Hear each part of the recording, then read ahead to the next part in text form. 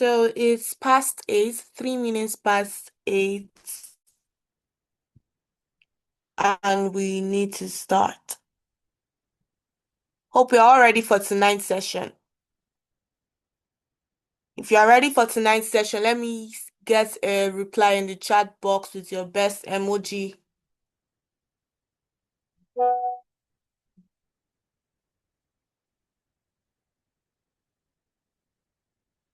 Very good.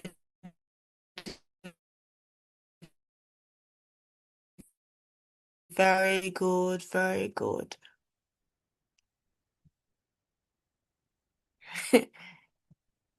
Nice. Aguzi Doris. Very good. So I'm going to be introducing our speaker right now.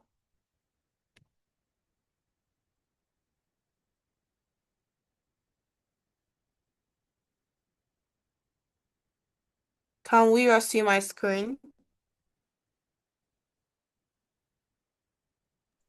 Yes.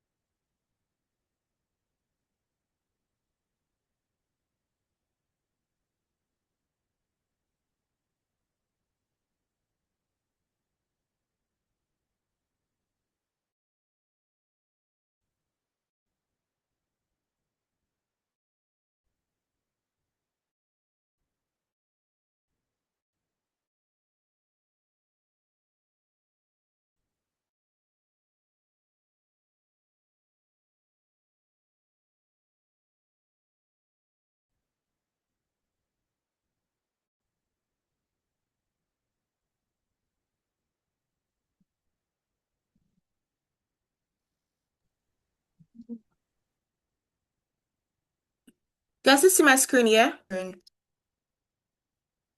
Yes, please, you can see.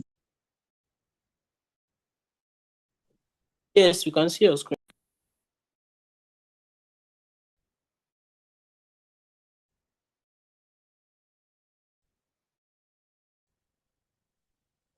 Our speaker for today is Olanrewaju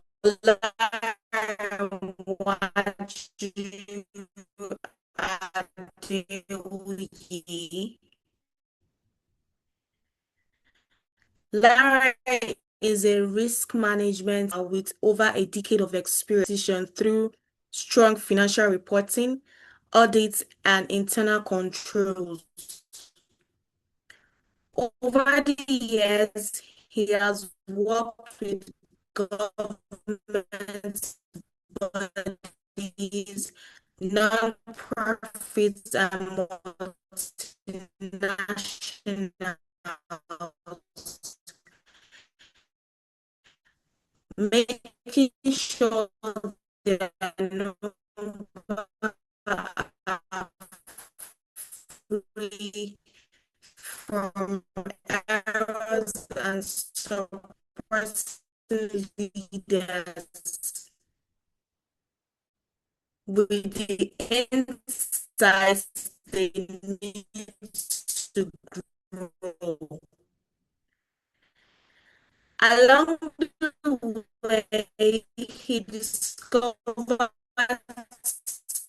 something important. Technical skills open doors, but people's skills keep those doors open. Becoming ACA qualified, intelligence of is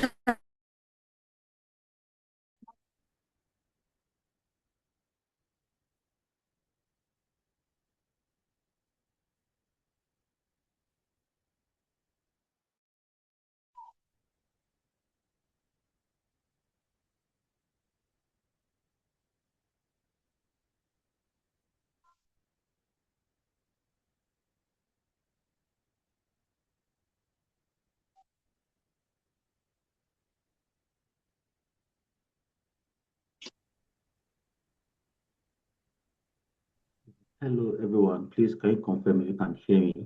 I think Peculiar had an issue with her network. We are so sorry about that, and she will join us shortly. But before then, I will take over from where she has stopped.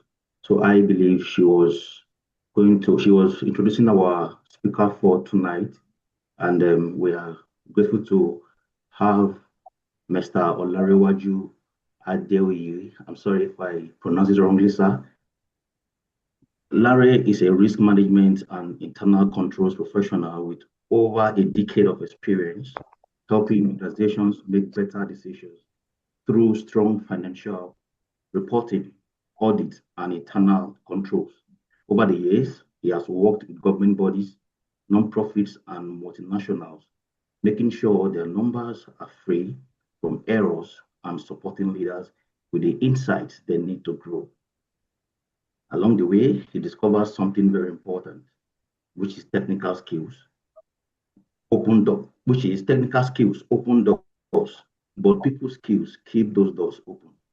His journey from earning a master's in accounting to becoming ACA qualified and working with global frameworks has shown that emotional intelligence is at the heart of great leadership, teamwork, and personal growth. Because of this, he has become passionate about mentoring young professionals, helping people understand themselves better, manage pressure, communicate with confidence, and build healthy relationships that support their ambitions. Today, whether he is building effective risk and internal control frameworks, working on ESG and climate finance, or leading teams, he focuses on one thing, which is bringing out the best in people while delivering work that truly matters. He strongly believes that your mindset, self awareness, and the way you handle your emotions can take you further than any degree or job. Amongst other engagements, he currently serves as the Global Vice President of Adulam Nation and as one of the strategic business unit leaders at RCCG, my father's house, Manchester. He is married to Atinuke and they are blessed with an amazing son, Adesire Oluwa. Please, ladies and gentlemen, can you help me with a clapping emoji? Thank you, Samuel. Let's welcome our speaker for tonight. Sir, you are welcome, sir. We are going to have you here. Thank you so much. All Over. right. All right. Thank you so much, everyone. Please, can you hear me?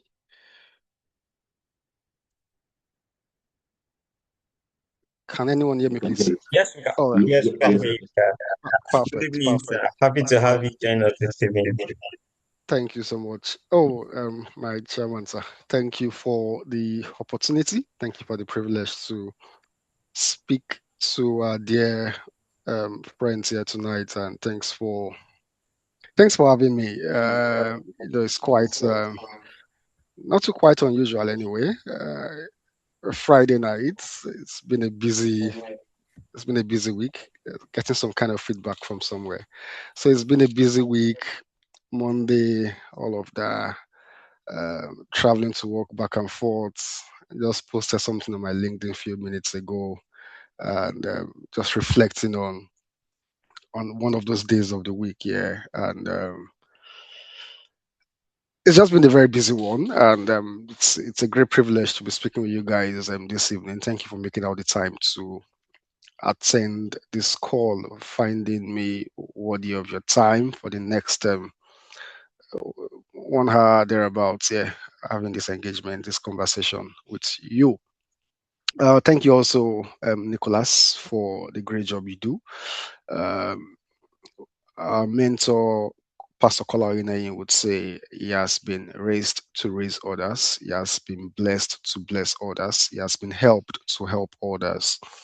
And I can see that much effort you've put into transferring every virtue, every wisdom, every knowledge that you've acquired yourself over time, and even doing it better, not just limiting the scope of influence, the scope of transformation to just your own personal experience, but also having a wide array, a wide network of like-minded people who can bring on their various experiences. I think I looking at your website, looking at all of the 90 days and I think the 180 days program, I also jealous and I felt like, oh, I think I should even partake in this. I should subscribe. And I saw 2026 cohort is closed. I'm like, so I have to wait for the next 1 year or a few months down the line. But notwithstanding, I'm sure it's a great experience for everyone who has been part of this network. I would like to say to you, uh, I'm not old, I'm very young. But at that, my son knows my age. My son is just 5 years, and sometimes I forget my age, and he tells me, "No, Daddy, this is your age. You're 36." I say, "Oh, really?" I tell, okay, yes, it's true. I think that's true. Sometimes I forget my age. I just know I know my birth month and my birth year, but I don't keep track of the age in my head most times. Yeah, the last time I knew my age was when I turned 30, and since then I've lost track of the next one I know is when I'll turn 40. That's when I'll know my age next year. And I'm looking forward to that with so much enthusiasm and also so much questions in my heart, asking myself, what am I achieving before 30? What am I getting below the belt? What am I doing and all of that? But less about me, just to further amplify the great privilege that you all have being a member of this network. Um, the great privilege you all have been a member of this network and been exposed to this very balanced portfolio, very balanced curriculum. Look through the website, very standard, very beautiful, very great. I was going to ask you design the website for you. It's very, very standard, very great job. It's world class. I've seen a couple of stuff across different parts of the world, in the UK and all of that. Yeah, what I've seen you do, what I've seen on your platform is very standard and very admirable. Well done. God bless you, sir. Thank you Um, so much. pray- Coming from you, this means a lot to us. Yeah, yeah, once in a while we need validation like this, and thank you so much, sir. yeah. It's very standard, very standard. I would say it's very great. So just to encourage everyone on the call, and I guess it's recorded, even those who would listen to this session. So please take this period, take this process very serious. It's virtual for in most cases, I believe, but don't get distracted. Not just on the call tonight, but for every session you have, every engagement, every activities you need to do, please take them very serious, because I'm very certain they would all come forward and Bible, scripture says line upon line, precept upon precept, that kind of stuff. Yeah, they would all come together and form you into a very perfect, well-rounded professional in any sphere of life. Even if you choose to be a full-blown entrepreneur, which I believe most of you or some of you would be by now or have plans to be, all that you learn from these engagements would be very transformational, very impactful. In you look back 5 years down the line, and you'll be glad you were part of this community. I don't know. I saw that we also have Femi Jumbo. I don't know if he's spoken to your guys already, but if he hasn't, I want to encourage you. Femi Jumbo is another great resource. Every other person on the cohort or the mentors, they're great. I looked at the profile; it's very standard. But just to encourage you, I'm sorry if I'm biased, but please make sure you don't miss that session. Also, all right, that being said, we get straight into it. Sorry, I've taken a lot of time just putting the accolades here and there. So if we get to start right now, we are talking. Can you see my screen, please? Yes, sir. All right, perfect. Yes. So we are discussing emotional intelligence for professional growth, mastering self, connecting with others, leading with impact. Emotional intelligence for professional growth. So just to hear from a few people on the call, I don't know. I So if I ask, how do you feel today, or how do you think your day has gone in terms of just one word, one or two words? How are you guys doing today? How do you feel? How do you think your day has gone today? Hoping to see your comments. Stressful. Yeah, sorry. Queen, Isaac, Atibel, Atibel, splendid. That's lovely. Akinola Messi, fine. Restful. That's interesting. I love that. Can't wait for a restful period myself. Tiring. I can totally relate with you. Grateful. That's lovely. That's reflectful. Stressful, great. Pretty well productive. I need to tap into your grace. Great, grateful, stress-free, lovely, moral. Samuel, sounds like there's more to it. Partially productive. Don't beat yourself too hard. Abdul Warid. Don't beat yourself too hard. Just be glad about what you've achieved and learn from it. And come back next Monday, um, stronger, better. Overwhelming.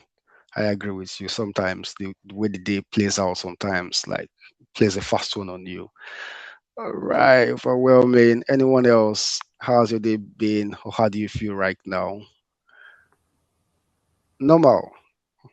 That's on the static. Yeah, that's nice.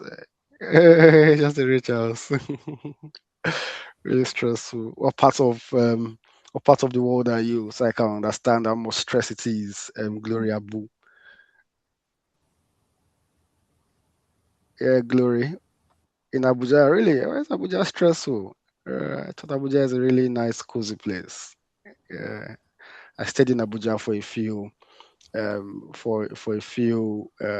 maybe 1 or 2 years after youth service. I had youth service in Nasarawa, the Kefi camp, and then I used to stay in Lugbe, Trademore Estate to be precise. Then that's far back as like 2012, thereabout 2012, 2013. Yeah, and I was really keen on getting a job in Abuja then, but all of this various, you need to get a letter from one senator or the other. So eventually, Grace took me back to Lagos, where I came from, and from there, I found myself in Manchester.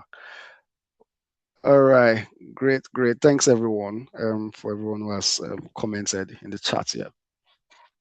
So that's the whole essence of what we've come to discuss tonight: our emotions, and how do our emotions impact who we are, impact what we do, impact how we react or respond. That's and So in the opening statements, which Peculiar was reading earlier, and by the way, I got confused with Peculiar and Taiwo. Thanks, Taiwo, also for reaching out. I know you sent some 1 or 2 emails like sometimes ago. I'm sorry I didn't get to respond to it immediately. I didn't even respond at all. My hands up, yeah. But we've been engaging very, very frequently. Yeah, so we've been engaging very frequently on LinkedIn. Somehow that seems to work very well for us. I'm not saying I'm bad at emails, but okay. So the reason why I didn't get to respond to the emails initial one was the title was growth something. So there's another kind of community I joined here in the UK, and it's also something growth, but I was not really aligned with what they were doing. So when I get their emails, I don't get to check. So I missed that email at first because of that. But when I got the second about the invite and all of that, so I got to understand that better. So thanks for that. But thanks for engaging with me over the time, and for missing you also. So I was saying in the opening introduction, we what was read about myself. The profile was I said technical doors, technical skills opens doors, but emotional skills would keep the doors open. And that's a personal story for me. So I said when I left Abuja, I had a very great experience when I was in the FCT then. Uh, Stayed with my hands at the time, so I was not paying rent. I was doing a couple of jobs. I was doing very well, and I really wanted to stay in Abuja because I love the north. And in fact, I hoped I would get married to a northerner, like core Hausa lady. I loved Hausas from right when I was very young, but that didn't happen. But somehow my wife is from Kogi, so I think God still met my request somehow. She's not central, but the Yoruba part anyway. Uh, so it's a balance anyway. Yeah, so I moved down to Lagos. I got a job at the time, was a graduate job, a finance and admin associate with a startup. The CEO of the company at the time was just returning from the UK. He's a medical doctor, worked with one of the topmost consulting firms in the world, Bain and Company. If you know about it or research, Bain and Company, one of the topmost consulting firms in the world. And I came home to start up this business, and it was really good. But over the while, over time, we found out that the business wasn't really that, like, the Nigerian market wasn't really ready for that kind of business at that point in time. So you had to start to wind down, and so I had to start to look out for other places here. And then my mom gave my profile, my CV, and all of those stuff to a close family friend who was able to get me to apply for a job. I went in for the interviews, did well, and all of that. So I would say yes, it was helpful in getting the job for me. But at the same time too, I not like being boastful about myself, but I think that I believe that I was also able to defend the rights to the job at that point in time. And a few months or years down the line, I came across this was a very senior professional in the organization at that point in time. And I came across him at one time in the office. So he visited my office and he said, "Oh, do you know that you might help someone get a job, but you can't help the person do the job?" And that resonated with me so strongly by saying you might help someone get a job, but you can't help the person do the job. Means that getting the job, getting whatever it is, getting your startup running, you might get supported by various factors, various persons, and all of that. But in terms of doing the actual work, getting the job done, there are other skills, other technicalities, other requirements that you need to display as a professional. And those other skills in today's current work environment is very important to understand that those other skills are not uh, as a bit of as a bit of feedback. The princess, can Please, you? can you be on mute? Princess, please, can you mute? Thank you. Yeah, so those Yeah. other skills are not things you get to learn from school environments. They are things that somehow subconsciously or consciously you get yourself, and even from experiences that might not even be pleasant, that you get to learn those things from. And that's why I said earlier that you need to really take this opportunity very seriously, because the world is becoming very democratized. What's the word now? Very decentralized. Um, Knowledge, information, resources are very decentralized.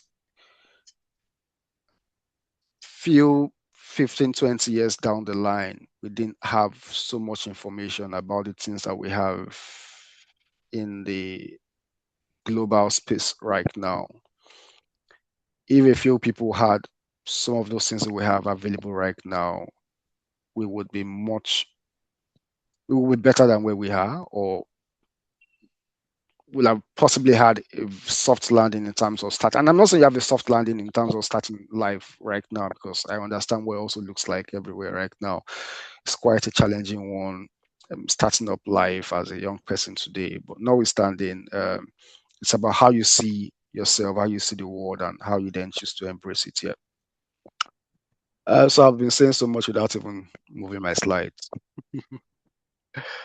All right. So that is, this one was one icebreaker, and I just thought of something icy, and I think we've broken the ice already, and we are right into it. So our session overview is looking at what is emotional intelligence, 5 pillars or 4 pillars, as some people might say, um, broken between self-awareness and regulation, empathy and social skills, EQ in leadership and decision making, EQ as a career advantage, action plan, and those kind of stuff. And that's what we'll run with in the next few minutes. So emotional intelligence. If we say what's emotional intelligence, is someone who is called like father, sort of, but he doesn't like to call himself the father of emotional intelligence because he believes there was a previous philosopher who had initially made a research on, an Harvard philosopher or person who had made a research on EI or EQ, as some people might call it here. So it says it's the ability to recognize, understand, manage, and effectively use emotions in yourself and in your relationship with others. It's just very simple. At the word of emotion, when you tell someone that you are being emotional, or when you get a feedback and someone says you are being emotional, in that context, it sounds like a negative feedback, because yes, we are, but we don't like to be told we are being emotional, because it sounds like you do not have a control over your emotions. It sounds like you can break down at the slightest trigger. It sounds like you could react negatively or impulsive, with like at impulse at the slightest trigger. Yeah. And so people don't like to be associated with the word being too emotional. That kind of, especially the men folks. Yeah. But emotional intelligence is not just about being emotional, it's about being intentional. And being intentional in at least 3 major areas, which is about um, having a strong awareness of your emotions, having a strong control over your emotions, and also having a strong drive on how you influence your emotions and also influence the emotions of others. So those 3 key information, or 3 key factors: a strong awareness of your emotions, a strong control of your emotions, and then effectively influencing your emotions and also influencing other people, using your knowledge of EI to influence both yourself and to influence other people. Now, our context tonight is within the work environment or within the business space, as we all continue to thrive in that environment. And how do we build ourselves, equip ourselves with this skill to thrive in that environment? Uh, there's the other one that I got to know about far back as when I was in primary school, and it's called intelligence quotient. And that's a high Q. It's fondly called high Q. And sometimes say, oh, this person has a very high intelligence quotient. Like, this person is a genius. This person has great cognitive abilities, and it's very intelligent. Yeah. However, research has proved that there are more people, successful leaders, who there's a tilt in the scale of successful leaders today who are more of those who have a great level or amount of emotional Emotion. intelligence compared to intelligence quotient. And what are they saying? What they are saying is simple, that you might have a high high Q, being very brilliant, being a genius, but not effectively know how to manage relationships and how to manage people. And I'll tell you the truth today. The world today is driven by relationships, is driven by how you influence people, how you are able to not control people, but to influence them in your direction, how you are able to influence them to do your bidding, to do what you think they need to do, or what is required for instance, in the work environment, for the team to succeed. You know, for those who have been to job interviews or aspiring job interviews and all of those stuff, yeah, one question they will always sometimes frequently ask is how do you manage a difficult boss, or how do you manage a difficult colleague, or how do you manage as a team member, how are you an effective team member? And all of us say, well, I can work under pressure, I can do all of those stuff, yeah. And the truth of the matter is that what leaders, what organizations are looking out for today is more, yes, they want people with the high intelligence, in terms of the IQ, in terms of the cognitive abilities, the technical skills. But at the same time, they want people who also have a balance of knowing how to manage people. And in the business world, it's called stakeholder management or relationship management. Uh, in the global world, in geopolitics, it's called diplomatic relations. I assume possibly there's anyone on the call who is a student of history, international relations, or political sciences kind of stuff here. For instance, you know about the ongoing charade and back and forth with Israel, Iran, US, Russia, Ukraine, global wars, imbalance everywhere. And it comes down to, yeah, there are other intrinsic factors driving those disturbances in the world, but also when you come down to identifying with the root cause of these things, it sometimes comes down to emotional intelligence. Some certain people have seen themselves possibly too egoistic and not willing to bend to the other person and different stuff like that. And even in our day-to-day relationship with people, a father and a mother, a father and a child, husband and wife, and this kind of stuff. Yeah, there's always a clash of ego, and people don't try to have a great deal um, of awareness of the emotions, knowing how to control emotions, and then also how to influence emotions. Yeah. So, by this slide says that 90% of top performers have a high IQ. 58% of job performance is attributed to EQ. 2x more likely to be promoted with high EQ. And why is this so? So, for instance, you are building a business. You are a director of a business. You have a team of 15 people or 10 people, and this team is very crucial to the success of your business. You need a leader to lead this team. And after you have done all of your selections, all of the interviews, and gone through all of the stuff, you come down to 3 or 4 strong candidates.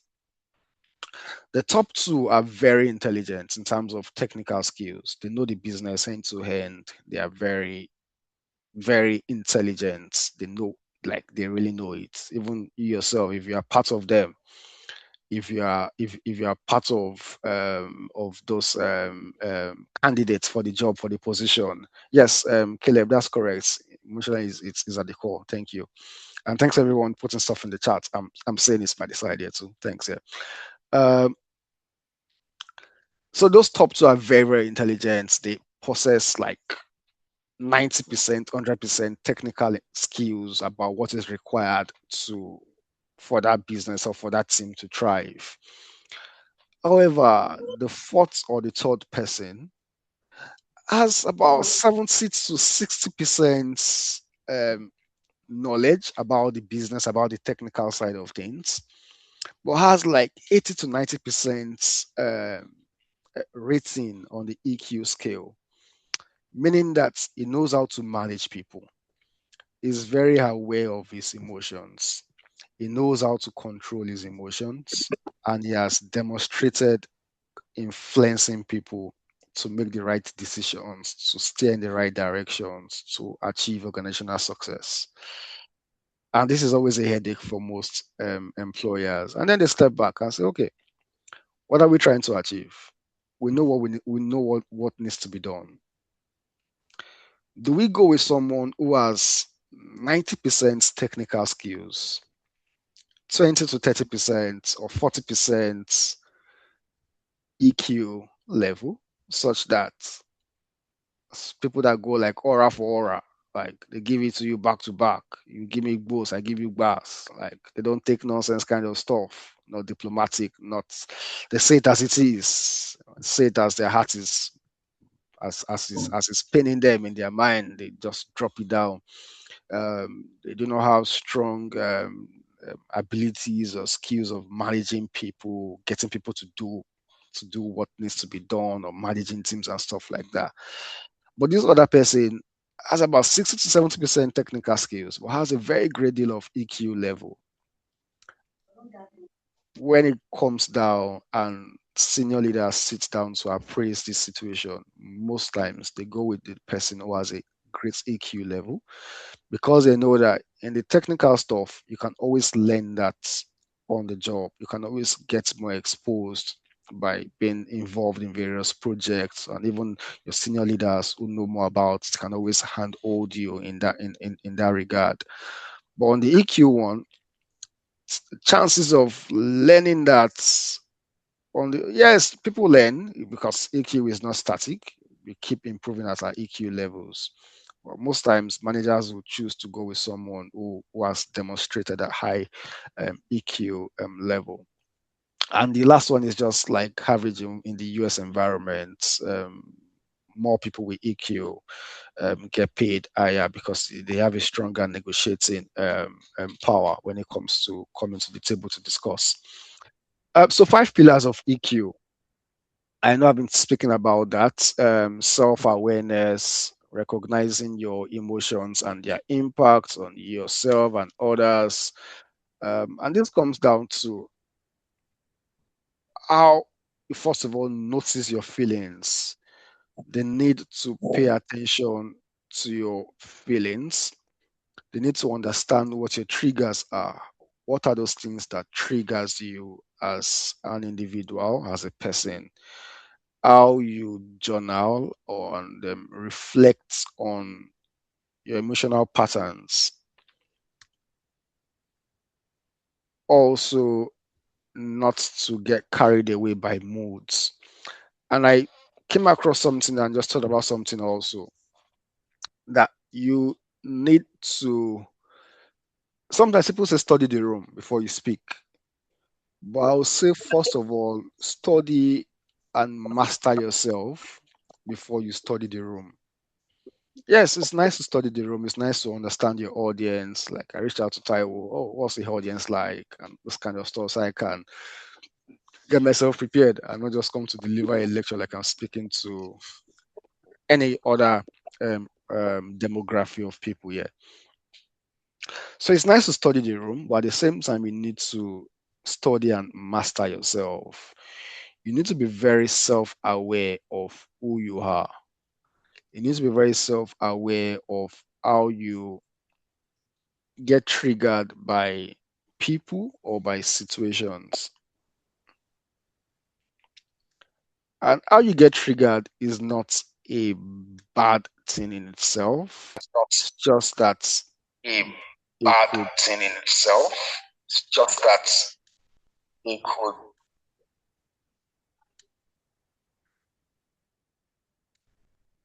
yeah. So just like it could portray areas for improvements in how you improve yourself. So this is very personal to me. So kind of, I'm like a very calm person, and I respond calmly to situations. So I have a 5-year-old son, and is very handful, very active, very engaged. And as a boy, the player of hurts themselves and all of this stuff. Yeah. Whenever he does anything, and maybe I'm in the other part of the house and he's somewhere else doing his stuff, and then suddenly hear a sound, wow, something falls, or he falls, or stuff like that. I may not leave where I am. I'll just stay, or I'll just go and check what's up. But don't say this anywhere. But once my wife hears any stuff like that, she reacts like, ah, what's happening? And I'm like, so calm down. Whatever has happened has happened. You can't do anything to stop it from happening. It has happened. What you need to do right now is how you manage and respond to what has happened, not react to what has happened. And that's where we need to be very self aware about knowing the difference between reacting and responding. Most times, people react to situations. And when you react to situations, number one, you are impulsive, you do not process in your mind because our brains are very emotional before being logical. And we'll talk about that when we come to self regulation. But when you are able to pause, take a 2, 3, 4, 5 minutes or seconds pause, process the situation, process what has been said, and then respond. That's what makes you a better emotionally intelligent person. And all of this is as a result of consistent working on yourself, consistent self improvements, consistent challenging yourself to be better. Self regulation, managing impulses and adapting to changes, managing impulses. So, like I said, I'm in Manchester. I work in the UK work environment, and it is a very dicey, tricky one. And my company has branches in Canada, branches in all over Europe, 5 major countries: Germany, Spain, Netherlands, France, Belgium, Ireland, Northern Ireland, India. So interacting with different people, different cultures. And I'm just a Nigerian boy who has just come in and all of this stuff. Yeah. So first of all, you are trying to understand the UK culture and at the same time understand the other cultures you interact with. So this way an Indian will speak to you in a meeting or on a call, they are very close to us Africans in terms of being polite, in terms of being very cautious of what they say and how they say stuff. But the way an European will speak to you, they are very direct. The way British person will speak to you, they they are not sometimes so direct. They will just say it's like, oh, I think it could be this way, or I think stuff like that. they would not say it directly as it is. A Canadian, obviously, is a French-speaking Canadian, also a very different situation. So I manage various stakeholders across these regions, and at a time, I was speaking to one of them, so made some findings about what they were doing, and I thought this is a major gap that needs to be addressed. But this person was not going to agree with it. But I'm like, oh yes, I know you might not agree, but these are the facts, and blah blah blah. So we moved on from there. But somehow you feel like it doesn't totally sit down well with this stakeholder. And then I asked this stakeholder to send me an email on some information, sent it over, and I then had to send back and say, okay, yes, could you please fill? So I extracted some information from that email that the stakeholder sent to me, and then put it back on the email in the email body. So that it's easier to just fill in on the spreadsheet on the email rather than attaching a file. I said, oh, could you please put your responses here? And the person came to me privately and said, like via direct message, I'm like, wouldn't it be better for you to understand how I work and blah blah blah and send me the attachment itself rather than asking me to fill something in mail? At first, I was like, I was going to push back, like, I can give it back. If you give it to me, I can give it back to you. I can be very gentle, but I can diplomatically use my words to give it back to you in the same vein, in the same temperature you have served it. I can serve it hot back. But I stepped back and I was like, okay, take the deep breath. That's self-regulation. You must learn to take deep breaths. And I took a deep breath and I'm like, okay. I didn't tell my manager, I didn't tell anyone because I feel like I can handle it. And then I just extracted the email the person that sent, and I just went to Copilot. I put the email in Copilot and said, oh, Copilot, I want to respond to this person in a jovial, relaxing tone. I don't want to give it back to this person as this person has given it to me, and still explain and what's the word? Emphasize that I want the request I've made to be in this format as I previously stated in my email. And Copilot gave me something nice. I just made some tweaks and sent it back to the stakeholder, including the attachments of the file the person asked for.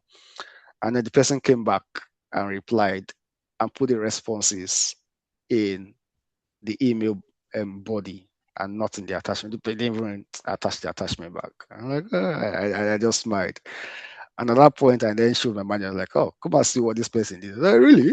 Hola. So they call me Hola in the office. Like, oh, really? Hola? Oh, that's nice.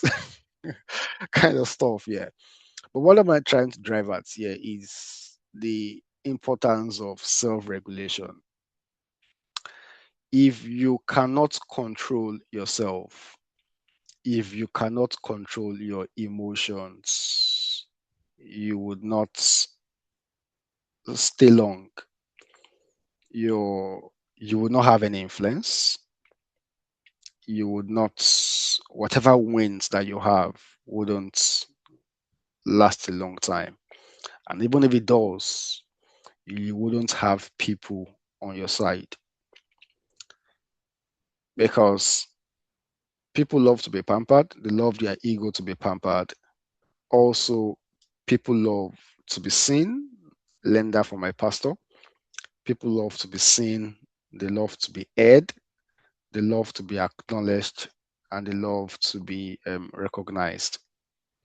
They love to be seen. They love to be heard, acknowledged, recognized, loved, and all of the stuff here. So you must find a way to control yourself and then also use that influence to also control others to do what you want them to do. But in my capacity as a risk professional, I have every right to say no, this is what should be done, and this is how I want it done. There will be a lot of back and forth. She could even escalate to other places and all of those stuff. And if I'm right, it gets done. But what will happen? I've lost that person. And if I get to engage with that person later on, few months down the line, a few weeks down the line, you can imagine how hostile that relationship will be. And so that's the importance of self regulation or self awareness or self management. Yeah. Uh, yeah. So that's what I have on that on that regard in terms of yeah. So the next bits on the pillars of emotional intelligence. I hope I'm not shooting my time. Is motivation. How you motivate yourself. How you also empathy and then social skills. Motivation says inner drive beyond external rewards. Inner drive. And how do you achieve motivation? Is when, first of all, you're able to take record of how well you progress. I hope I've not lost anybody. Can I get some confirmation? Hope I've not lost anyone. Yeah, we are following, sir. All right, all right. Yeah, sounds like I'm giving a sermon. Sorry. Yeah. So motivation about how well you acknowledge yourself.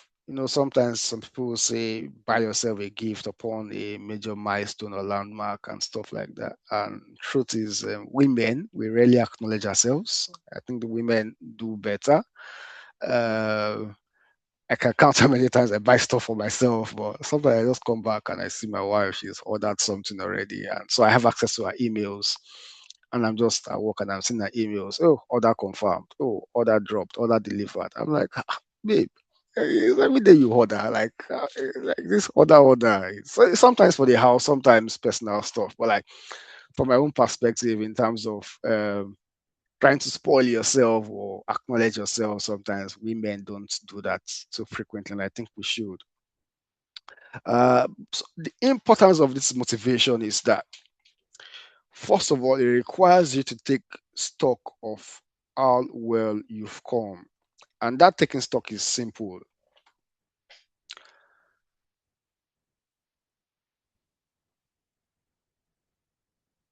And I'll come to it shortly about asking us to do a quick exercise in motivation.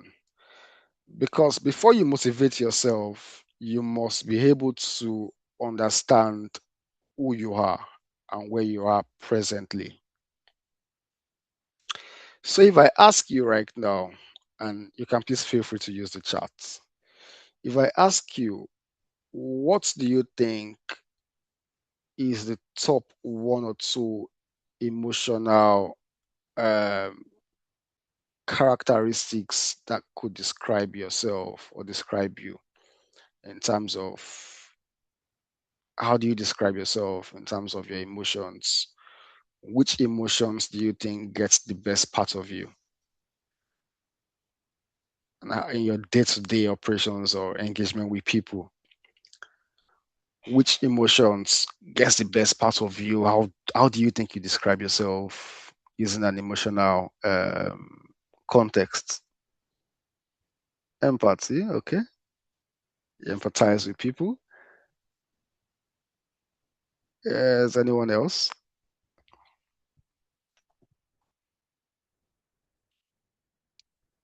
Anxiety. Thanks for being open.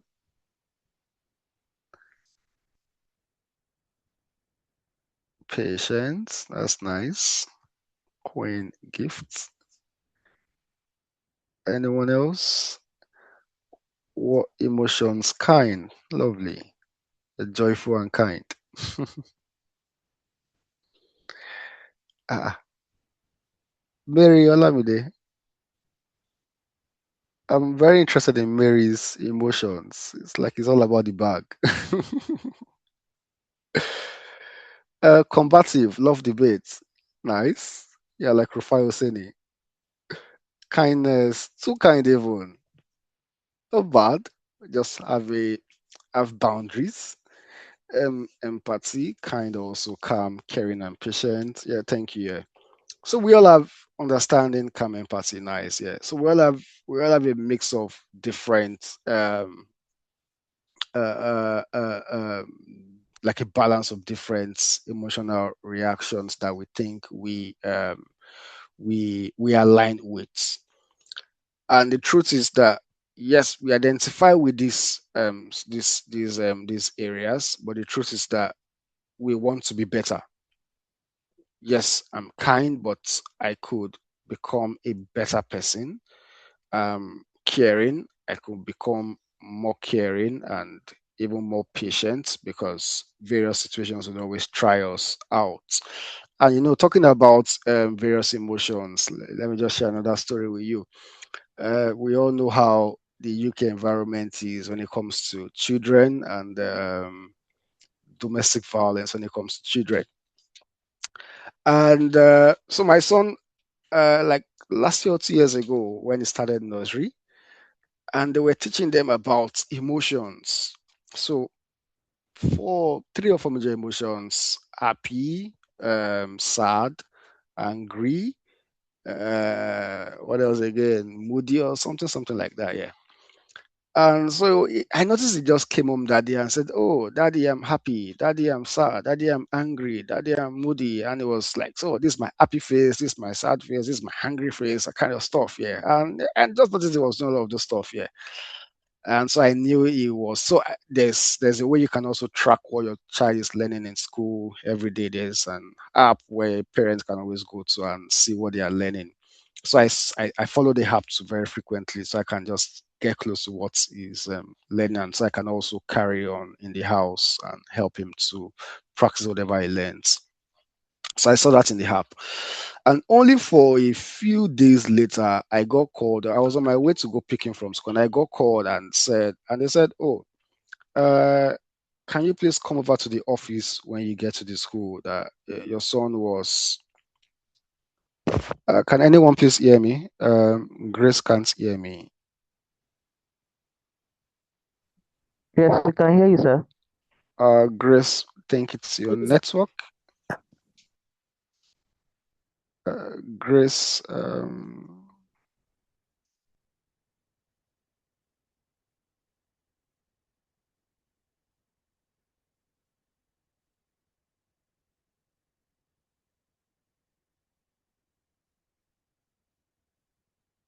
all right, yeah. So I got called that day and said, "Oh, please come over. Need to see you in the office. Something about your son." And it's a big deal when you get called, like, "Come over to the office." And then I got there and I was like, "Oh, your son said he was discussing with some friends in class and said my daddy is angry, and I was angry, that kind of stuff, and they wanted to just check with me, like it's not like I was domestically abusing him in terms of spanking and all of this stuff, because it's very unlawful and we don't do that in the house. Yeah, you get corrected in terms of, oh, you don't do that and all of the stuff. Yeah, but doesn't get to the physical stuff. Yeah. And they said, oh, they want to confirm that that is not what it's referring to. I'm like, no, I don't think so. I said, no, he's a lovely child. We don't have any cause to do that to him at home. But I said, but I understand that a few days ago, he came back from school and he was telling me about various emotional feelings, about being happy, being sad, being angry, those kind of stuff. And he keeps saying it every day. I said, I suspect that's what had transpired and had made him say that to his friend in class. I said, okay. And he said, yes, that's true. They've been teaching them about emotions recently. And I was just happy. Okay, well, children that age have been exposed to emotions and being aware of, and that's just self-awareness, being aware of their emotions and how they react to it. Yeah. So that's on motivation. So motivation is understanding where you are and then also keeping track of how you improve from where you are. And once you see improvements, learn to praise yourself and all of that. We shared different way on how to praise ourselves so as we proceed. Yeah. And this one is on empathy, understanding others' emotions and perspectives. And this social skills as well. So I think we'll just go down. There are some other slides down. So self-awareness, so see me. Self-awareness, I said, yeah, know your triggers before they know you, study yourself before you study the room, recognize how your mood affects your work and team, identify personal strengths and blind spots, practice emotional check-ins. What am I feeling right now and why? Like, know what you're feeling at every point in time and why you feel it. Seek feedback regularly. Oftentimes, others see what we miss. On regulation, pause before reacting. We said that reframe stressful situations as growth opportunities, breathing techniques, avoid venting professionally. This one is very important. In the workspace, avoid venting at all costs, whatever it will cost you. If you need to walk away from the scene and vent to yourself in the toilet or outside, whatever it is, but never to colleagues and never to your leaders or managers. Never vent. You must learn how to diplomatically express yourself, but not from a place of anger or dissentment against your professional colleagues or business associates. Yeah, so avoid it at all costs because it puts a very wrong banner or what's it called, placard on yourself. People would remember that. Even whatever good thing you've done in the past, they would not remember. They will always remember the wrong side of it. Maintain integrity, learn to respond than react. Don't give aura for aura. Yeah, avoid venting. Yeah, so that means like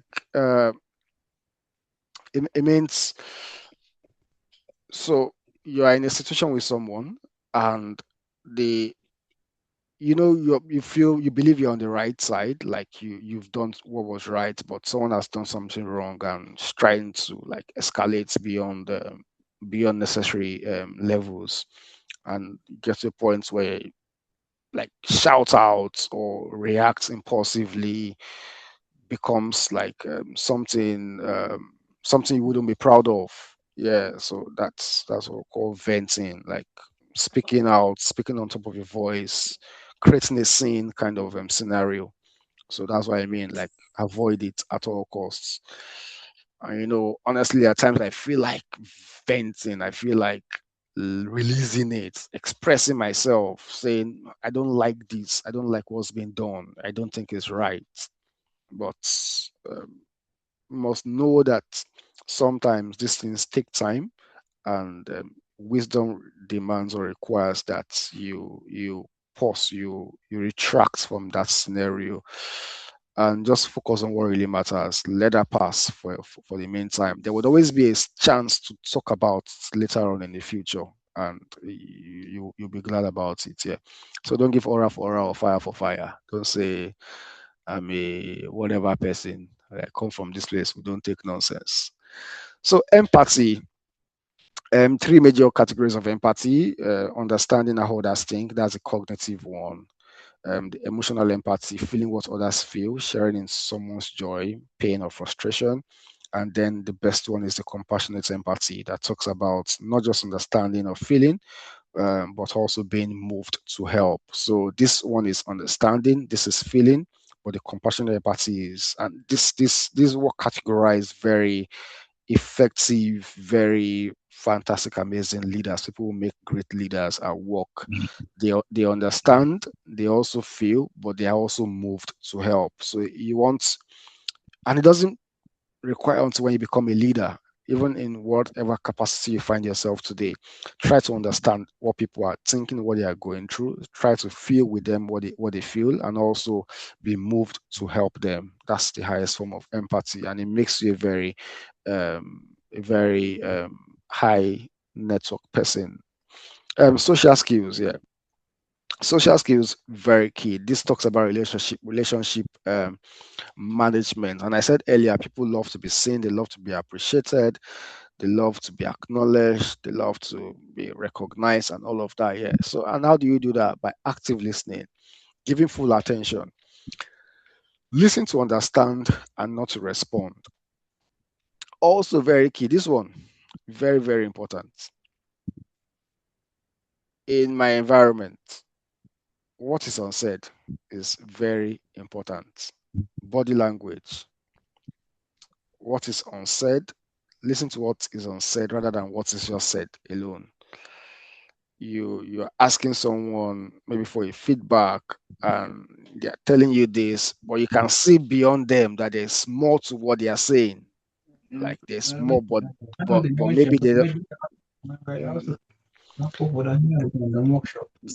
maybe they just don't know how to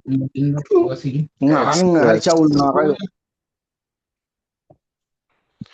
Maybe they just don't know how to express themselves and all of that, and that's what happens. But you must learn to understand and pay attention to what is unsaid, and also feel free to ask, like, is there something you need to tell me more, in a polite way, and learning body language. Conflict navigation or resolution, also very key. Address issues, address issues directly, yes, we care, and don't avoid issues, and don't be aggressive, like I said earlier. Address the issues directly, yet we care. It's precaution.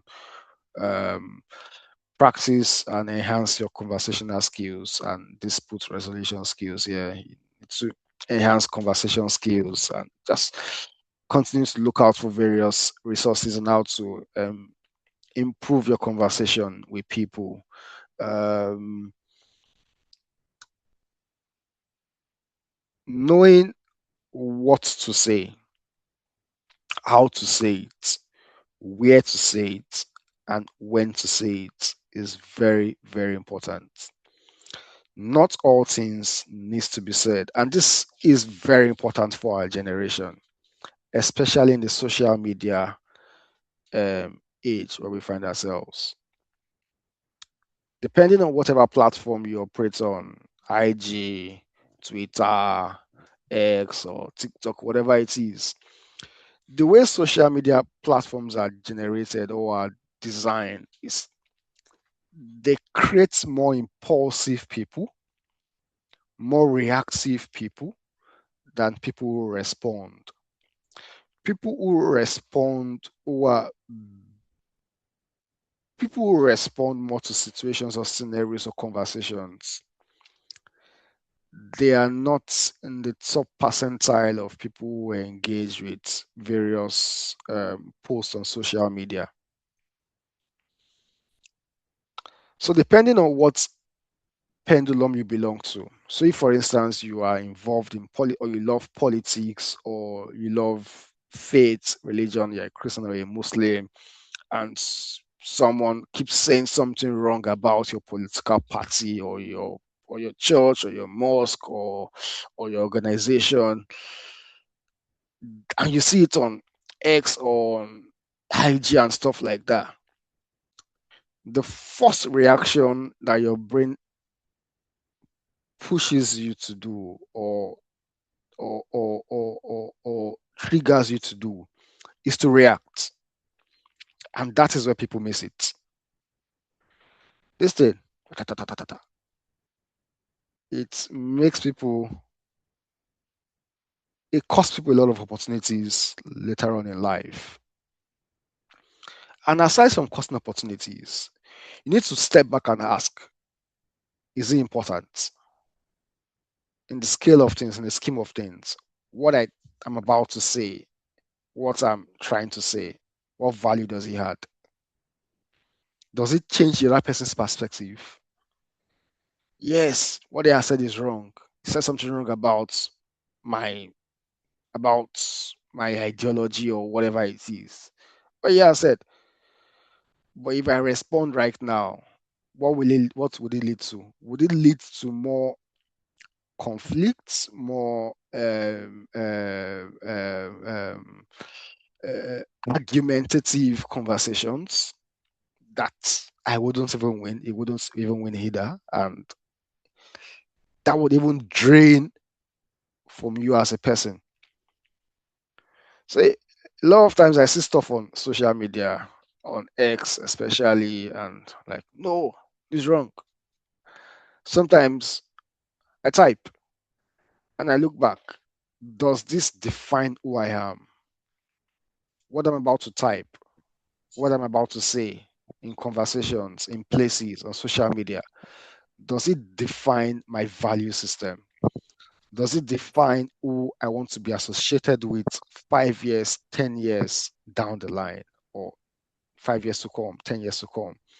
Now, the beauty of social media is for those of us who joined the early Facebook when we were back in secondary school, early university days, using Opera Mini and all of those stuff that I'm sure Nicholas will remember.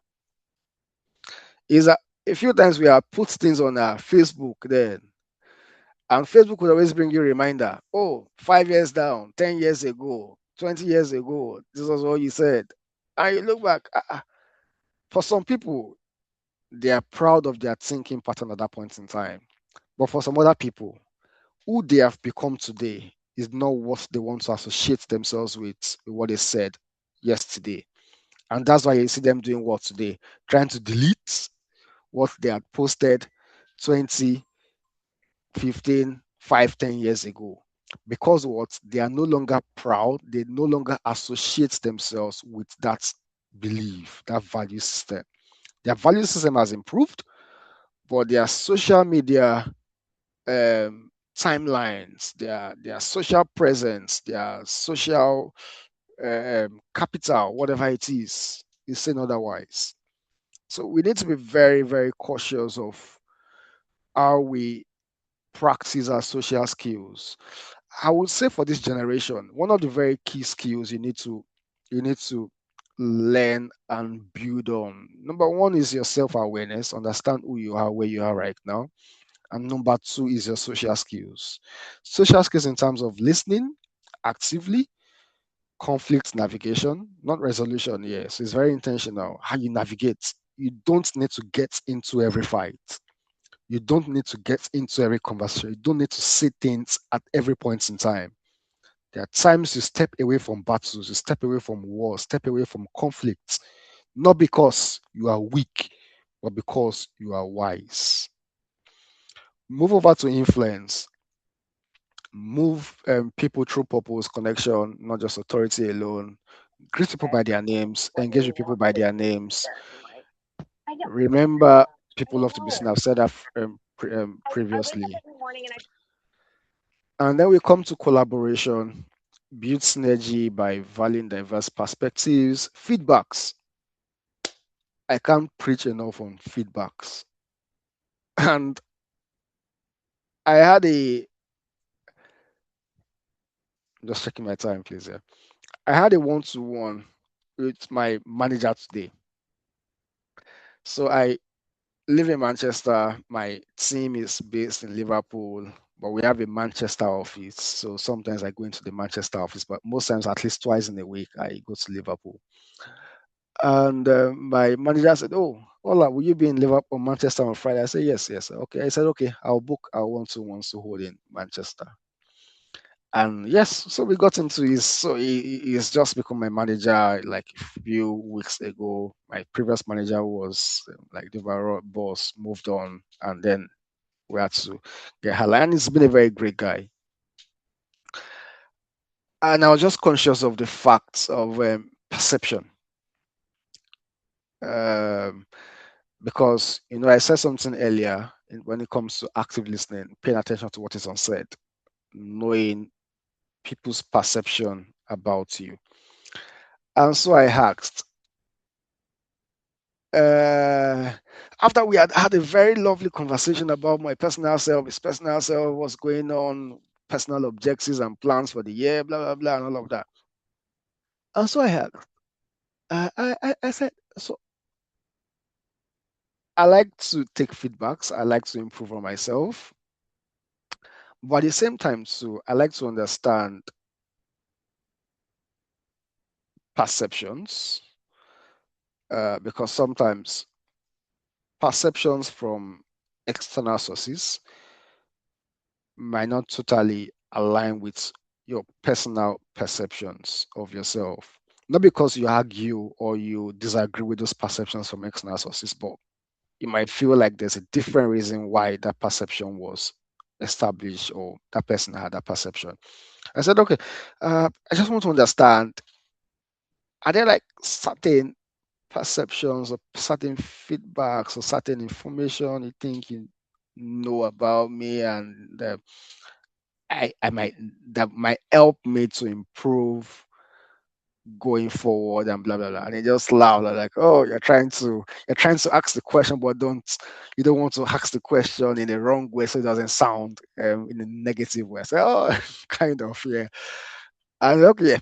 I said, okay, so he has a meeting right now. We'll get back to that discussion. And then we went back in and really said a very balanced feedback in terms of perceptions from different people across the team who had said this, and I was like, okay, areas for improvement. And said, okay, and then they pushed it back to me and said, okay, what do you think of yourself?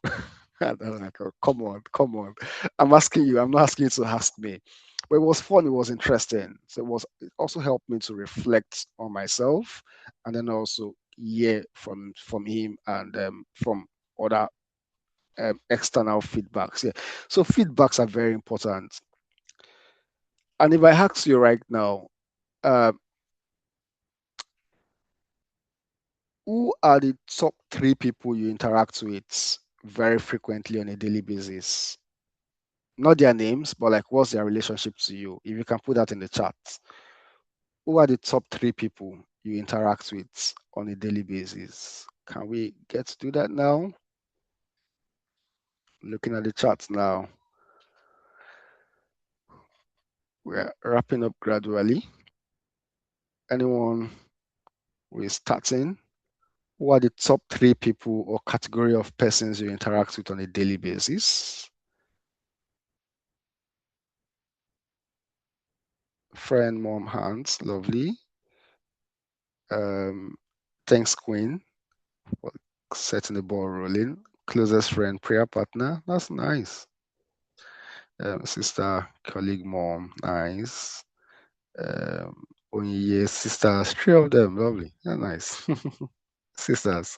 I love sisters, but at the same time, your boss, your sister, your friend, work colleagues, lovely, parents, friends, relatives, close friends, Kafo, Jali, God, nicely. That's nice.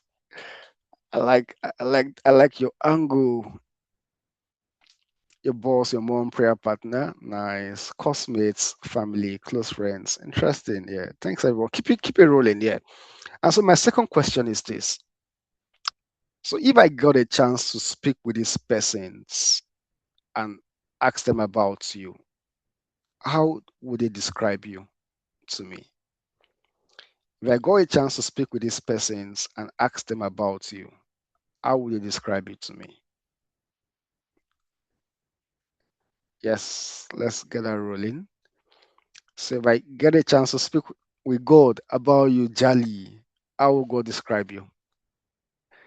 If I get a chance to speak with your boss, Joy, how would your boss describe you? Relentless, nice. Okay. How do you think this person's perceive you? How do you think they would see you? What lens do you think they would see you? Yes, let's get it rolling. Everyone, let's all get involved. Let's get involved. We're wrapping up shortly. Hope I've not been boring you. No one else. You are thinking. So that is the importance of feedback. So persistence in the hours troublesome and evil. Come on. Gentle kind, financial discipline. That's great. We'll say quiet. Okay, not bad. Yeah, that's nice. Kind, sometimes naive. Not bad. Appreciates the honesty. Attentive, nice, hardworking, optimistic, learning new things, churchwoman, great, one of God, queen, kind and funny, lovely. Yeah. So just wrapping up this section of the conversation, the power of feedbacks is very important. And it doesn't end here. You could reach out to them. How do you perceive me? Who do you think I am? And what do you think are my strengths? What do you think are areas I need to improve on as a person? Getting those feedbacks, documenting it either in your mind or your notepad most times are very key. It helps us to improve on ourselves. Your mom will say funny, caring. Your colleague will say funny. It must be really funny. Hardworking, supporting, frustrating sometimes. Yeah, sometimes we are like that. Don't get the good things every time. Friendly, which I don't think you are. Quiet and friendly. You're quiet and you're friendly. That's like two different sides. Yeah, but that's interesting. Gentle and kind. That's nice.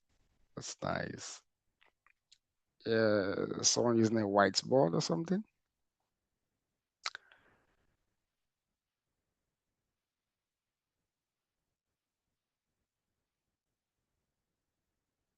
Okay, so leading with emotional intelligence and decision making. So just brief points which we've been talking about earlier. Inspire, don't just manage people. You must learn to inspire people rather than just managing them. People follow leaders who genuinely care about them. Create psychological safety. Teams perform best when they feel safe to speak up. Yeah, as you grow in your career and profession, and even working with people, let people feel safe with you. Let them feel confident having you around. Read the room. I've said that before, but first of all, read yourself. Empathetic feedback. Um, Very important. Deliver hard truths, but with care and respect. Very diplomatic in your responses and making decisions. Notice the bias, identify fear or whatever is driving the choice. Consult different perspectives, input from those affected, not just from those with authority. And this is very important to get the buy-in of people. And I'll tell you something that could relate to this very quickly. So sometimes in some work environments, because of various business needs or transformation, there could be times when people need to um, be laid aside and like or transferred to another department. So sometimes some leaders will just say, okay, this is what needs to be done, and they just get it done. However, EQ leaders would rather speak with the people involved and like, okay, if 10 people need to either lose their jobs or move to another department, you rather speak with them first of all and say, okay, this is the business challenge. We've tried to sustain this for a while, but going forward, we don't think the business is well suited to continue to manage this. And this is what we're trying to do. That way, you carry them along, they understand why that reason or why that decision is being made, and they can start to make plans for themselves. So they're not just thrown out in the cold. And because it's all about relationship. That's what business what is all about.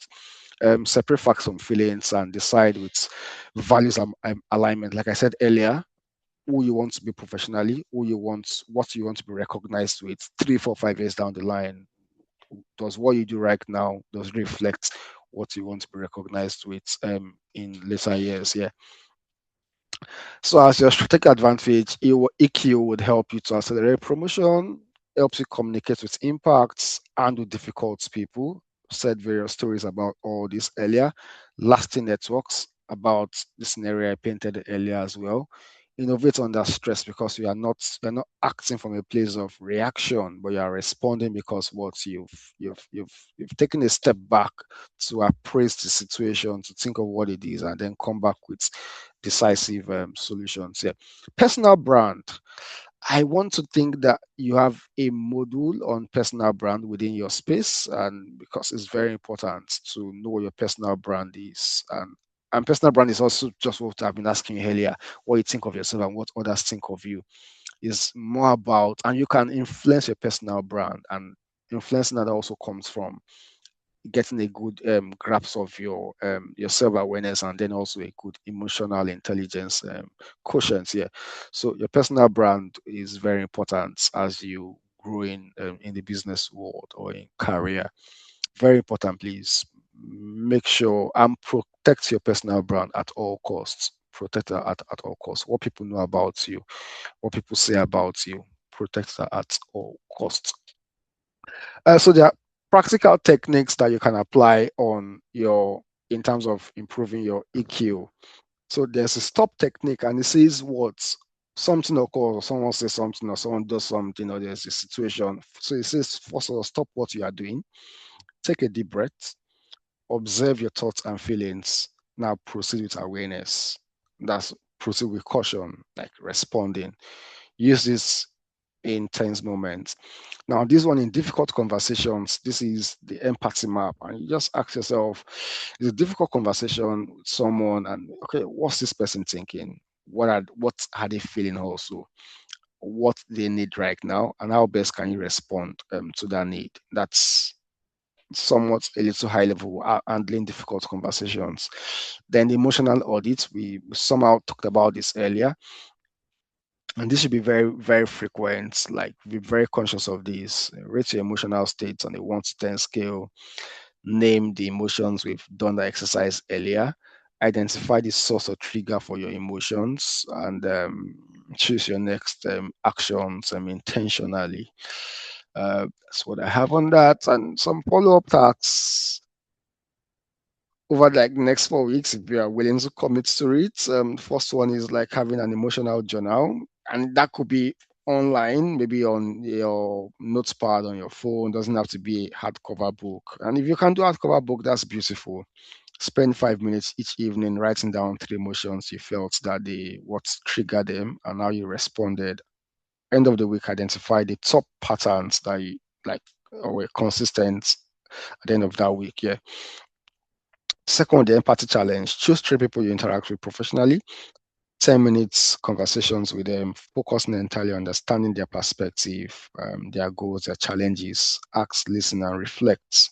And that's you reaching out to people and just trying to understand what are their pain points, what are the challenges they face, and then understanding how can you come in and help them. That way you get attracted to people. The feedback audits, I said this earlier, feedback's very, very important. Don't be scared to ask for feedback. Sometimes they are not great, they are not, you might feel they're not correct, but and you must be open to feedback and not defensive. Also, when you give feedback, you must be very um, critical, not critical in terms of saying it in a very harsh tone, but you must be very balanced in giving feedbacks. Don't say,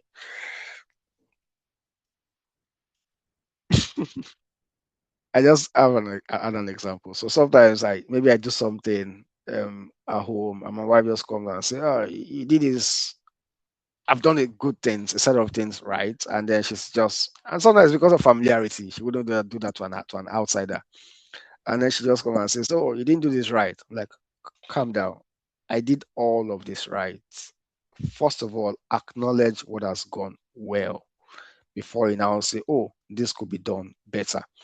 In the business world, we call it what has worked well and areas for improvement. We don't say what has gone wrong.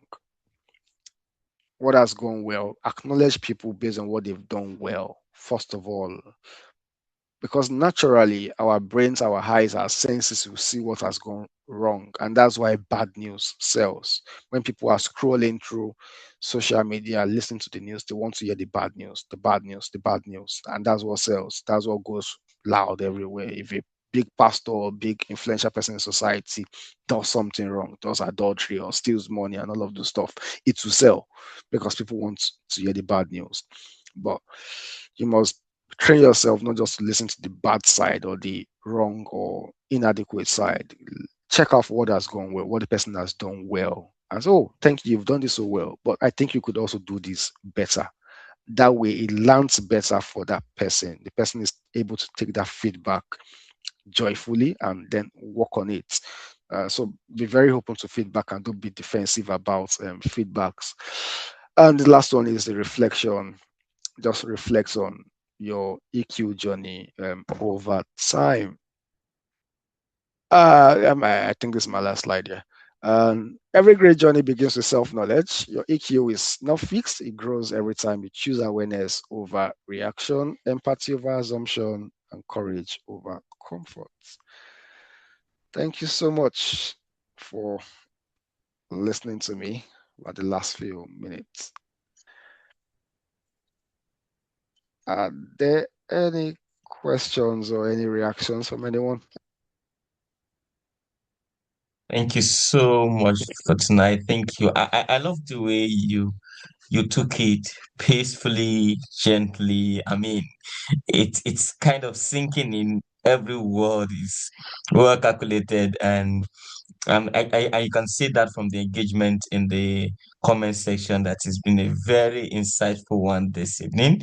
We have learned a lot, so we thank you so much. I'll allow the moderator to take over from here and see if there are questions and answers. Thank you so much, sir. We are deeply grateful. God bless you, sir. Amen. Thank you so much, sir. Yeah, and I don't know if you listen to K a lot because he tends to use his style in speaking, really. Funny how I don't.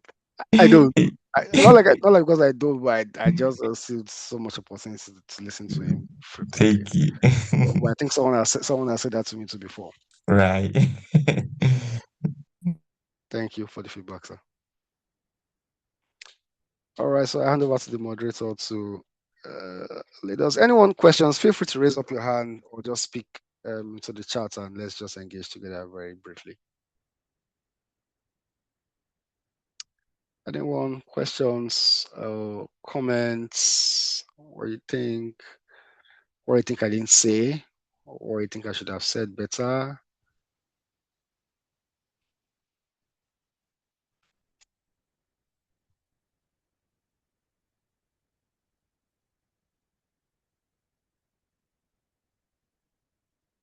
Well, Guys, any question? I'll say that sank with everyone. Which is bad, which is good. Yeah, it's not bad. Yeah, that's nice. Yeah. I'm checking the chat also to see if there are questions on chat. I don't think there are So I questions. would actually, I had one of those questions in my journal anyway to ask, and the question is great. just simple. Yeah, based on what we've discussed about tonight, on a scale of 1 to 10, or on a scale of 1 to 10, how well or how much are you self-aware of yourself and self-aware of your emotions and your triggers on a scale of 1 to 10? 1 lowest, 10 highest. 9, lovely. 6, good. 0.5, great. 5, great. 7, great. Nice. Shadrach, Usman, Samuel, Jali, lovely. You're close to God. you should be 11. Saminu, lovely names. Okay, thanks for that, Moru. I'll come to that. Yeah, Isaac, Oguche, lovely. Keep it coming. Keep it coming. On how well you are self-aware of yourself, self-aware of your emotions. We could put this in the rearview mirror right the hell now. On As a soon as we scale of now put it in writing, 1 he to went for us 10. to make me a partner in the new firm. The deal's off, and we walk away with nothing. Yeah. Expect that. I'm not like Jessica. I actually care about the people I live by. Think someone needs to Take be the deal muted. or don't. With or without Jack Soloff, we're going to trial. Someone needs to be muted, I guess.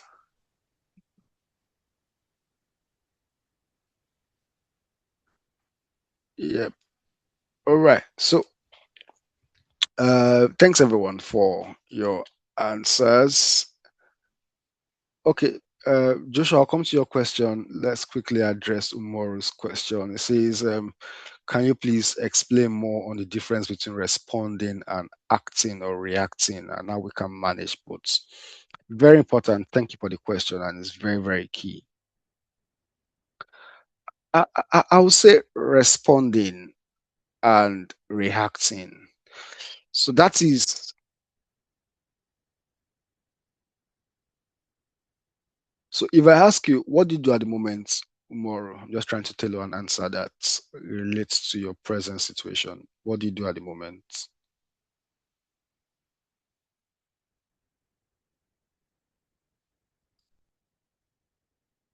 Are you able to put that in the chat, or you want to just speak?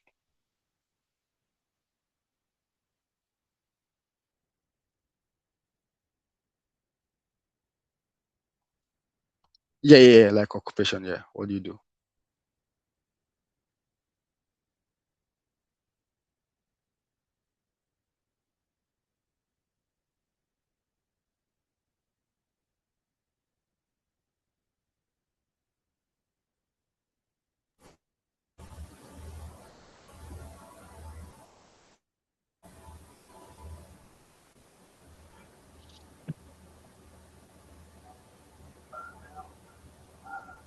Yeah, so while we wait for the Usman Jewel, where you can get materials on emotional intelligence, you want to go over them to keep yourself in check. I think I sent these slides to Taiwo earlier. Feel free to share. However, I sometimes like to read academic journals when I have subject matters like this. I read academic journals because, from experience, having my master's degree back then, Unilag, yes, I got to love academic journals. So I can just type emotional intelligence PDF journal in any browser. It gives me various journals I can read from, and they are short. They're like 5, 6, 7 pages, rather than reading a full book, which sometimes I could find challenging to complete in good time. So I expose myself to those journals, but at the same time, to the couple of resources everywhere in terms of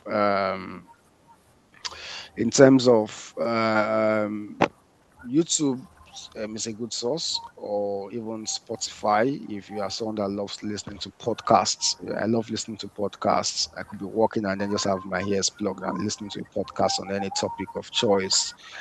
So that's also a good source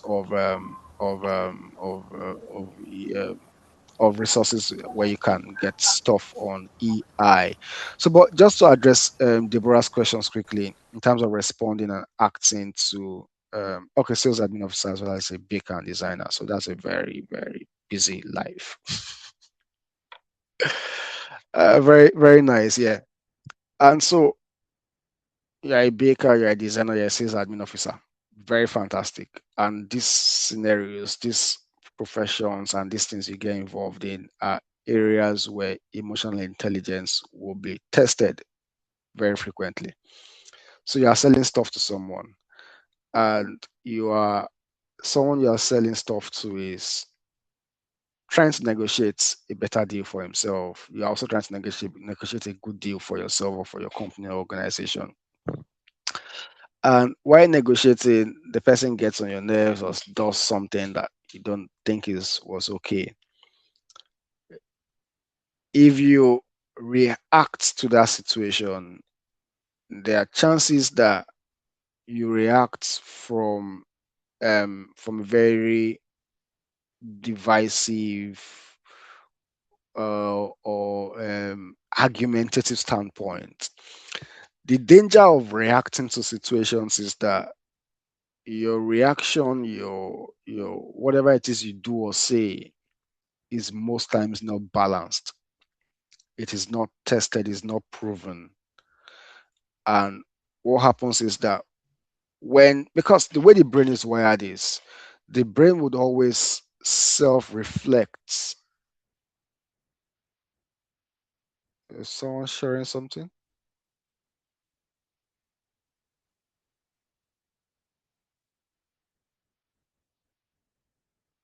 The brain would always self-reflect um, uh, over time and says very frequently, brain would always come back and say, "Oh, what I did that time, I don't think it was right. I shouldn't have done that," and all of those things happens.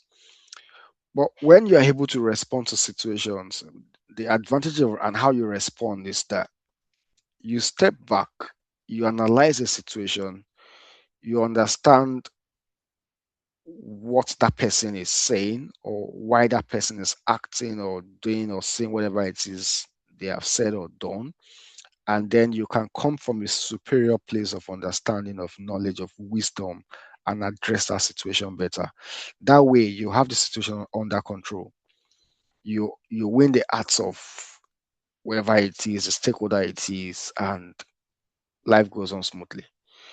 But when we react, reaction most times leads to conflicts because the other person, chances are, the other person has even started the process already and just needed you to just bring the matches. The other person has brought the petrol and just wanted you to just bring the matches. But you rather than coming with the matches or the lighter to strike to ignite the fire, by responding, you have just come to just douse the tension, to douse the atmosphere. And that's the difference between reacting and responding. And we must learn to always respond than react to situations every day of our lives is very, very important. There are a lot of situations that I could share with you the difference between reacting and responding. So myself and my wife, it's a daily stuff. Yeah, once you're married, there's always that tendency of one or two conflicts here and there. And since about first of all, you have boundaries about things that you wouldn't do, things you wouldn't allow, and how you address situations. But which can I remember now to share with you? I really can't remember any of such peculiar story to share with you. But it's just very key that reaction is acting on impulse, acting without thinking. You know, there are certain times when we do things without thinking, without like saying, "Oh, I shouldn't have done that."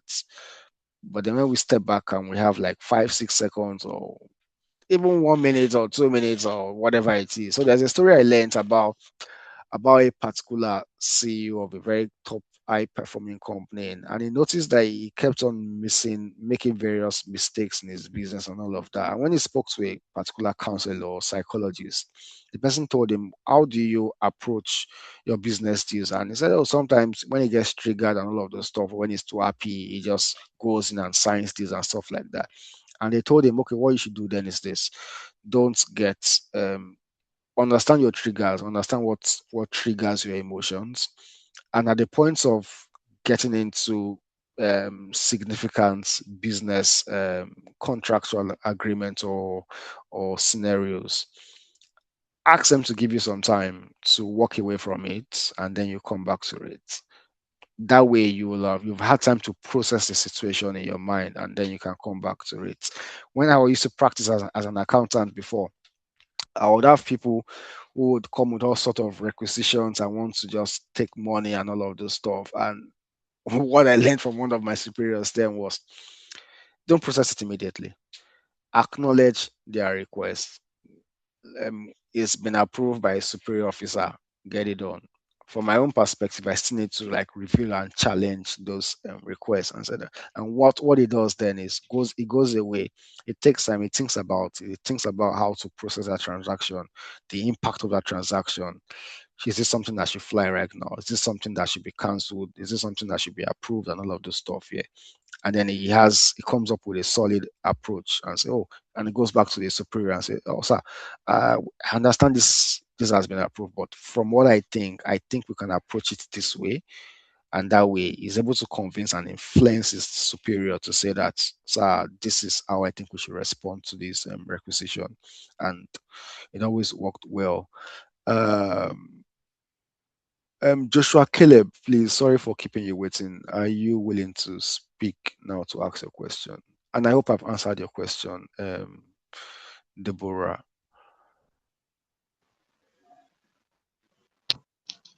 Good evening, sir. Yeah, good evening. Thank you. Um, I want to use this opportunity to say thank you for taking your time.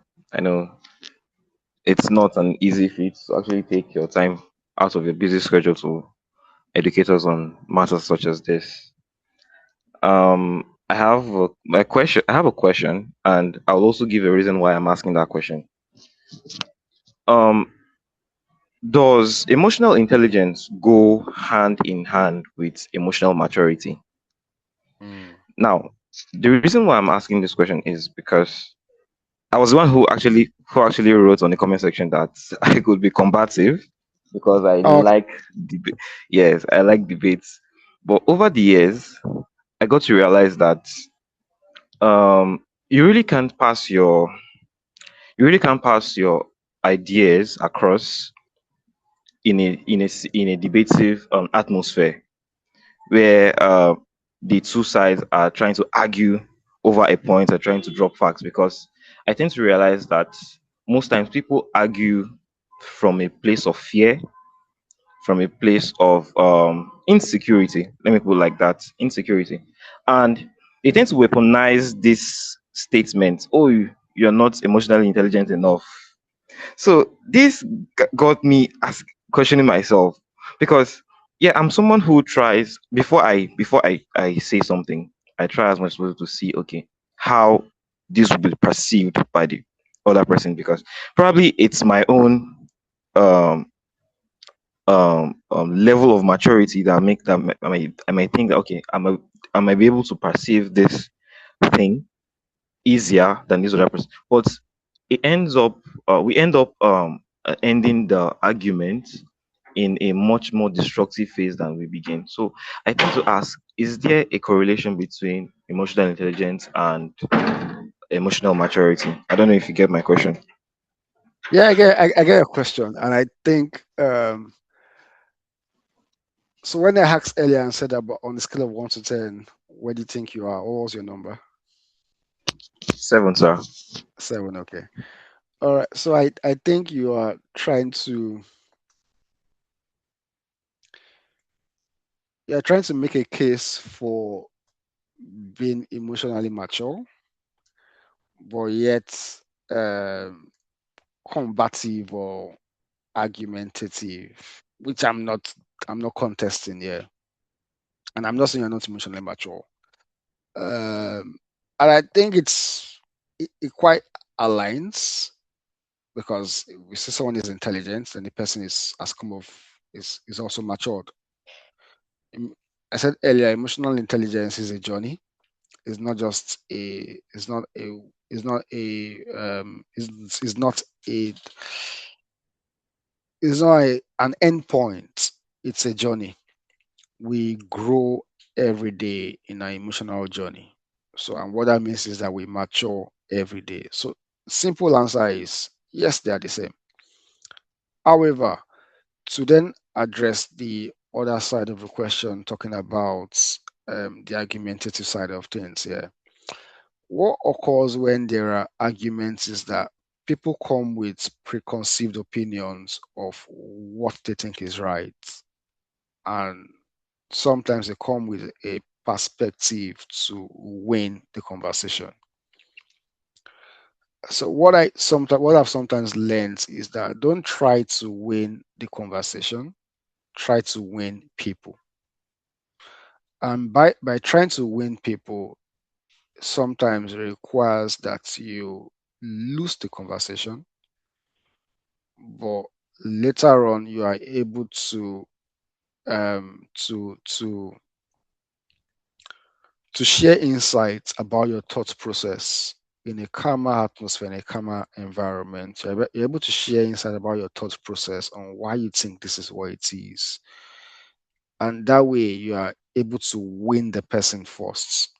And by winning the person, it means that you're able to rub off your perspective, you're able to rub off your thought process on someone else, because you've allowed them kind of take the win of the argument, of the debate, as long as it's not a prize winning debate whereby you need to win a prize or win a certain amount of money or something. Yeah.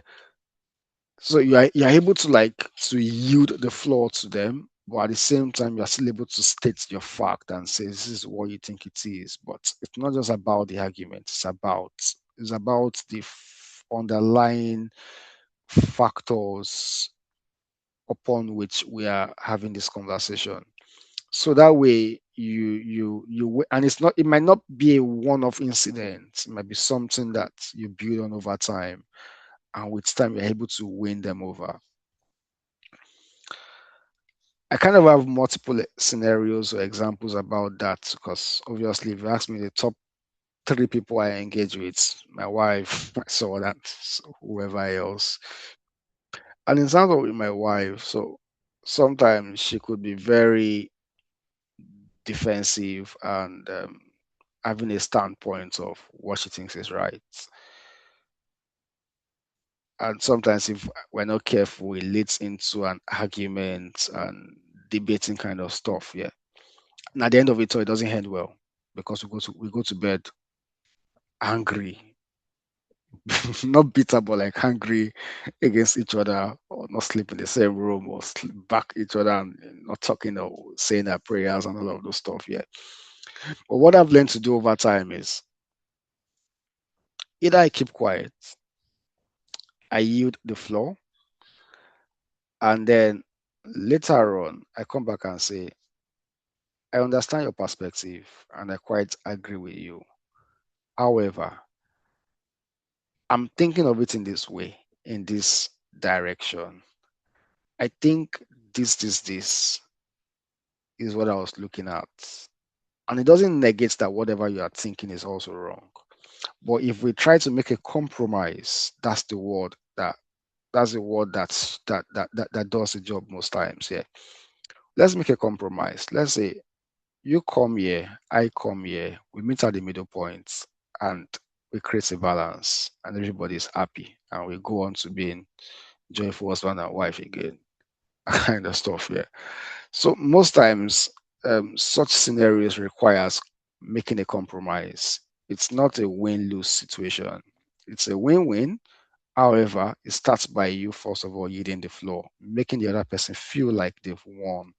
But you've got a bigger game plan to engage them once their mind or their head has calmed down, and engage them on a softer or a lighter note, and says, this is what I think it is. This, I understand, I agree with your perspective. It's not wrong, but I think we could see it in this other way. And most times it has always worked for me. It's worked for us and even other people I engage with most times. Yeah.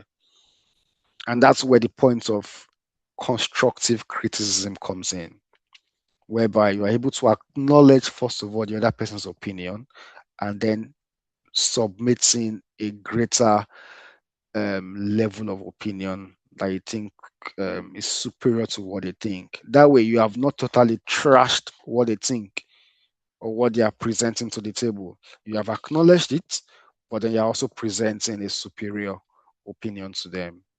That way, you've watered them down, and it will be easy for them to just take on what you're saying. Does that help, Joshua? Yes, sir, very much, sir. Okay. Right. Anyone else? Thanks for the comments, Joy. However, we win. Oh wow. Who has had all of these comments? Joy, really? That's so. Well, thank you so much. Thank you so much tonight. Yeah. It's been a wonderful one. I want to ask a last question before we go. Do you have any specific tasks for us that you want us to do following this session? We can always pull that up as an assignment for the participants to help them think through and maybe expand their understanding of the concept of emotional intelligence for professional development. Yeah. So we've kind of practiced them somehow in passing during the conversation, which doesn't end here. Number one for me, very key, is feedback.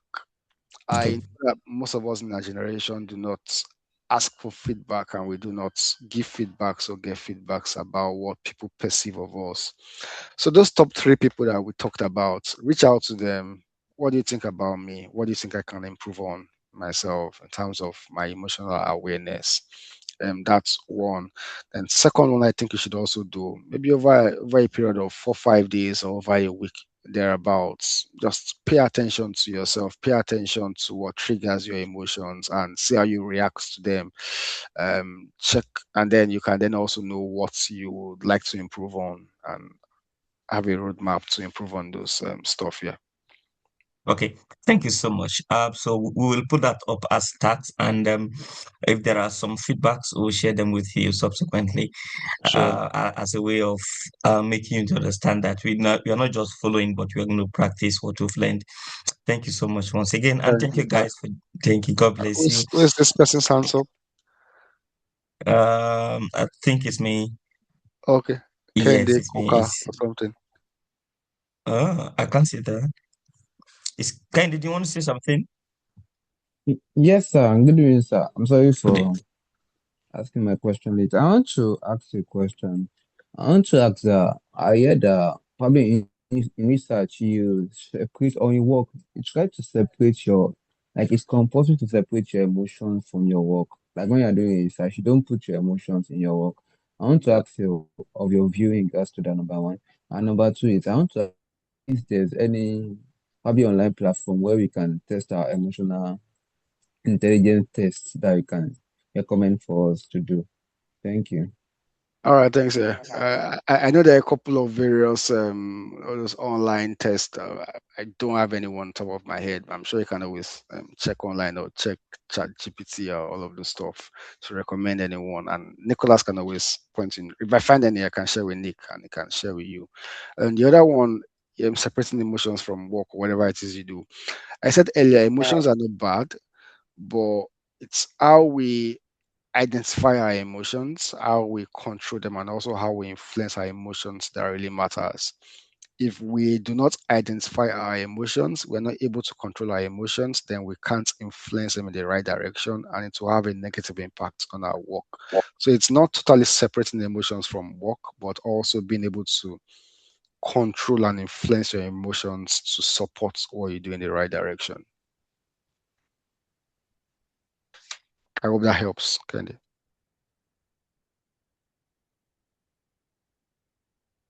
Yeah, I Yes, think sir. that Yes, helped. sir. Yes, sir. All right, thank you. All right. Thank you so much, sir. Good night. Also, guys, what do we tell our mentor for tonight? You can unmute or use the chat Thank you section. so much, everyone. It's a great pleasure Thank spending you. a God Friday bless night with you. you. Thank Thank you so much. Thank you so much, you. sir. God bless you. Yeah, you too. God bless you too. Thank you, guys. Good night. All right. Have a nice Thank you so day. much once again, Nick, for the opportunity. I'm very grateful. God Thank bless you you. for coming. We are grateful too. Thank you. Yes, sir. All right. Bye. Okay, Good night. bye. Yeah.